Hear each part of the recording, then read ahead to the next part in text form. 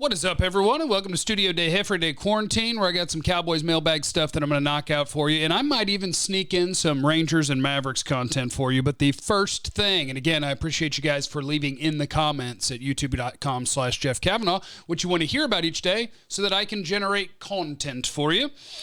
And today, the first couple of questions are related. Wade asked me, what does the offense need to do to be successful? And Ryan asked, hey, Jeff, appreciate all you do and your content. Quick question. Do you feel our offensive line is capable of getting through the season in one piece, barring the 2 to 3 games Tyron Smith will miss? That's like those, to me, those two questions are totally intertwined because the Cowboys offense is going to be one of the 5 best offenses in football, maybe one of the 3 best offenses in football. For the question marks that I have on defense, I have none on offense. If you have Tyron Smith, one of the Connors, Biotish, Zach Martin, Lyle Collins, I don't think that's the best line in football anymore, but it's a no doubt top 10 and potentially a top 5 offense. You have a really good quarterback and you have 3 really good receivers. Your running backs are solid. Your tight ends are solid. This offense is going to be a top 5 offense in football. The only thing that's going to derail that is injury. There is no other thing. I mean, turnovers always could derail you like they did early last year. But if you're not putting the ball on the ground a bunch and the offensive line is healthy, then the Cowboys are going to win at least 10 games, and the offense is going to be really, really, really good. You can pencil Tyron Smith in based on the last few years. You can pencil him in to miss 3 games, maybe 4 games. You can just pencil it in. That's the tough part. When you're talking about things like backs and necks, the idea that you're going to bounce back and have a completely healthy season, it's something I want, but it's not something that I think is even responsible to predict. Zach Martin's got a history of playing through all sorts of stuff, so I expect he'll be there for most games. Lyle Collins, I don't think there's any reason to project him to miss a bunch of games. He had something that cost him an entire season, but he doesn't necessarily have a history of, back, neck, hip, elbow, knee. So Lyle Collins, I don't think there's any reason to project that he's going to get hurt. Yeah, I think you'll have a reasonably healthy offensive line this year, and your quarterback will be healthy, and you'll have a really, really good offense. There's nothing to worry about with the Cowboys offense. They're going to score 28 points per game, and that's going to be what it is. The question is going to be, what can the defense do? JJ on Twitter said, what 6 corners do you expect to make the 53-man roster? Okay, here we go. Ready? Trevon Diggs. Easy. Guys who are drafted in the first 3 rounds of the current year. So Kelvin Joseph, Nashawn Wright. Easy. Diggs, Joseph, Wright. I'm going to go Jordan Lewis, Anthony Brown. That's 4 and 5. And then 6 versus 7 is Reggie Robinson versus C.J. Goodwin. And C.J. Goodwin is a guy that they don't want to put on the field to play corner, but they love him as a special teamer. So do you have a corner that's capable of filling that role? If not, maybe C.J. Goodwin makes it. The wild card there is keep an eye on Jordan Lewis and Anthony Brown, and maybe Anthony Brown is the more likely one because he's less recently signed, that if they like what they have, that maybe they save some money and move on from a vet. Sounds like my pup is a really big fan of that question. Thank you, ZD. I don't know if you guys can even hear it, but I'm sure you can. But I got to tell you, here's what worries me about that idea, where it's like, you can save some money and get rid of Anthony Brown. Okay, now somebody gets hurt, because that happens at corner. Somebody's going to get hurt. Now what? Do you feel confident in Reggie Robinson, who hasn't really played in the NFL yet, stepping in and having to play entire games? Do you feel comfortable with Nashawn Wright playing entire games? C.J. Goodwin, they don't want on the field. In my world, you can't cut Anthony Brown. You can't cut Anthony Brown or Jordan Lewis because you just have so Hey, Jeff, why don't you get it together, idiot? Why don't you remember how to talk? Talk for a living, stupid head. Get it together a little bit over here. So, yeah, I would keep Brown and Lewis. So, to me, I think you have to keep Trevon Diggs, Kelvin Joseph, Nashawn Wright, Jordan Lewis, Anthony Brown, and then whatever happens between Reggie Robinson and C.J. Goodwin. And if you feel like you can keep both because you're going short at another position, so be it. But to me, that's really the only names that are going to be battling that thing out.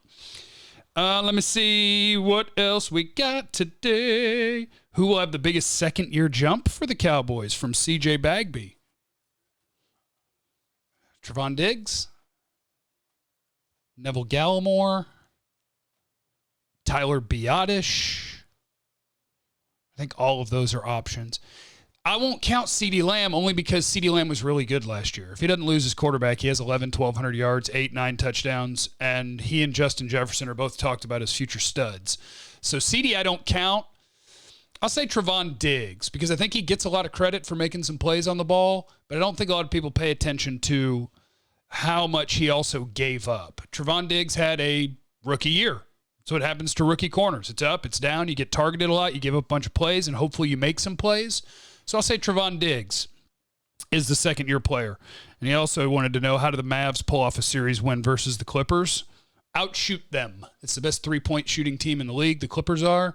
And so Dodo, KP, Kleba, Timmy, Brunson, you have to outshoot. You got to shoot 40, 45% from three-point land, and you got a chance. Who will be the most impactful rookie? CJ had a whole gauntlet here. Most impactful rookie will be Micah Parsons. Micah Parsons. It's one of the things I don't say out loud all that often is, and there's a question here somewhere about this, like, how much better is this defense going to be? And they're going to be better because they're not going to be lost all the time. Last year was an anomaly in terms of having the Rona off season. McCarthy hired a guy who had no idea how to teach that way. The defense was lost the whole year. It was unacceptable. It was stupid. It was terrible. Dan Quinn is a real-life teacher, so I don't think your defense is going to be lost this year. But what's going to be tough is in that secondary, you're going to be relying on a second-year guy at one corner, probably a rookie at the other corner, and between Jordan Lewis and Anthony Brown, guys that are okay at playing corner. It could get a little rough. Rookies don't walk into the NFL and play great at corner for the most part. So I got a little concern about that secondary, but what I don't have is the concern that everyone is going to be literally lost. Like we're not even filling every gap. I'm not worried about that. So that's going to be a step in the right direction. MFFL 77, Jeff need to become a Mavs and Cowboys YouTuber. I'll sneak some Mavs nuggets in here. If I get questions on it, I'll sneak the Mavs in there on you. And somebody else asked me how many more times the Rangers are going to get no hit this season. It was Coleman. One more time. This one was my fault. I made fun of the Mariners yesterday for getting no hit for the second time in a year, and I made it a category in Jeopardy, which you can hear every Wednesday at 4:20 on 105.3 The Fan or on the Odyssey app if you're out of market, if you're out of DFW, home of the Cowboys. I made it a topic to be funny, and then Corey Kluber no hit the Rangers. Whoopsie. Let me see. What else did we have? We did the corners. What position group has you the most worried about this upcoming season? I think it's the secondary. You could go corner or safety. When I look at the Cowboys draft haul and the 11 picks that they made and that the first 6 were on defense, I think a year from today, I might feel pretty good about this defense. When Neville Gallimore's going into year 3 and Odigizua and Golston are going into year 2 and Tank's still here and Gregory's still here in theory and Parsons and Jabril Cox are in year 2 and Kelvin Joseph's in year 2 and Trevon Diggs is in year 3. I think that this draft is going to set you up to have a pretty good defense. It's just a matter of how quickly, because the idea that a whole bunch of rookies are going to step in and kick butt in the NFL, I think that's a little bit optimistic. So I worry about corner and safety, because at free safety, you're still counting on coming off a torn Achilles guy that's making basically league minimum or a 6th-round conversion from corner in Israel Mukwamu. And either one of those, I'm like, yeesh. Hopefully, because he is good. Hopefully he's healthy and he's good. Taylor, this is off of yesterday. He said, not saying he does, but if Jerry Jones did bribe you for positive content for the boys, what would you do first with that kind of check? Depends how big the check is. I mean, if he wants me to go super homer, either way, I'd just pay off debt. Pay off this damn pool. I wanted a pool. Turns out they're not free. So I got more debt. It's not great. Debt's not great. So, hey, make sure you're subscribed and telling your friends to watch videos, okay? We got to build something here. Ryan, with the personnel we've acquired in the draft and the coaching changes, do you think this team will be better adapted to make adjustments within the game? Yeah, because I just think Dan Quinn's a better coach than Mike Nolan. When was the last time Mike Nolan did a good coaching job? I have no idea, but it's been a long time. And Dan Quinn, the thing is you can look back at his recent history and be like, are you sure about this?